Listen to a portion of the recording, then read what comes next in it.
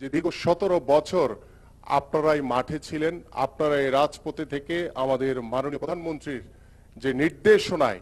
আমরা প্রতিটি মুহূর্ত রাজপথে আন্দোলন সংগ্রাম করে ওই স্বৈরাচারের বিরুদ্ধে সব সময় প্রতিরোধ গড়ে তুলেছি এবং সেই 17 বছরের সফলতা হিসেবে আমরা সেই জুলাই সংগঠিত হয়েছিল এবং প্রতিটি মুহূর্তে আমরা যখন ওই স্বৈরাচারের বিরুদ্ধে আন্দোলন করেছি, সংগ্রাম করেছি, আমাদেরকে জেলে নেওয়া হয়েছে, আমাদেরকে নির্যাতন করা হয়েছে, আমাদের রফিকুল আলম মজনু সেই জুলাইয়ের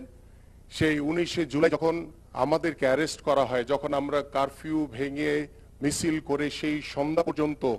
আমরা সেই রাজপথ ধরে রাখি, মধ্যরাতে যখন আমাদেরকে অ্যারেস্ট করে নিয়ে যাওয়া হয় এবং সেই অ্যারেস্টের পরে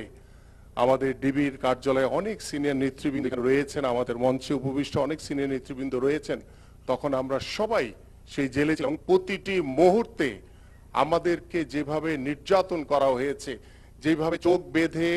হাতে হাত করা পরিয়ে জমটুবি পরিয়ে নির্যাতন সেলে নিয়ে যখন আমাদেরকে ঝুলিয়ে নির্যাতন করা হয়েছে, এই কথা কিন্তু আমরা কখনোই ভুলে যাব না। আমরা প্রতিশোধ নেব না, আমরা প্রতিশোধ নিতে চাই না, কিন্তু আমরা এটা ভুলে যাব না। কিন্তু আমরা তখন জুলাইয়ের সেই ডিবির কার্যালয় দেখেছি, আজকে যারা জুলাইকে ধারণ করার চেষ্টা করে, যারা মুখে ফেনা তুলে ফেলছে, খালি কলসি বাজে বেশি। এই নাহিদ, হাসনাত, এই সার্জিসরা আমার সাথে অনেকেই সাক্ষী রয়েছেন সেই জুলাই ডিবির কার্যালয়ে, যে তারা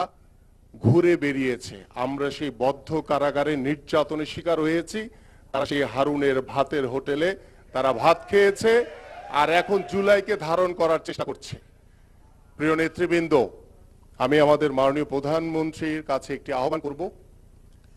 যে দীর্ঘ এই 17 বছরে যারা গুম খুনের শিকার হয়েছে সেই মানুষগুলোকে আমরা শুধু বক্তব্যের মাধ্যমে না, আমরা বাস্তবিক অর্থে কাজের মাধ্যমে তাদেরকে স্মরণ রাখতে চাই এবং জুলাইয়ের আন্দোলনে যে মানুষগুলো আত্মত্যাগ করেছে তাদেরকে শুধু বক্তব্যের মাধ্যমে না, আমরা কাজের মাধ্যমে আমরা সারাটা জীবন তাদেরকে স্মরণ রাখতে চাই। এবং এই জুলাইয়ের আন্দোলন থেকে শুরু করে আমাদের 17 বছরের যে আন্দোলনে প্রতিটি নেতা কর্মীরা আমরা দেখেছি, যখন আমরা মিছিল মিটিংয়ে আমাদের সামনে আমাদের ছাত্র দল, যুব দল, স্বেচ্ছাসেবক দল, কৃষক দল, বিভিন্ন এবং মহিলা দল সহ প্রত্যেকটি নেতা কর্মীরা আমাদেরকে আগলিয়ে রেখেছে, সেই মানুষগুলোকে যাতে আমরা কখনো ভুলে না যাই।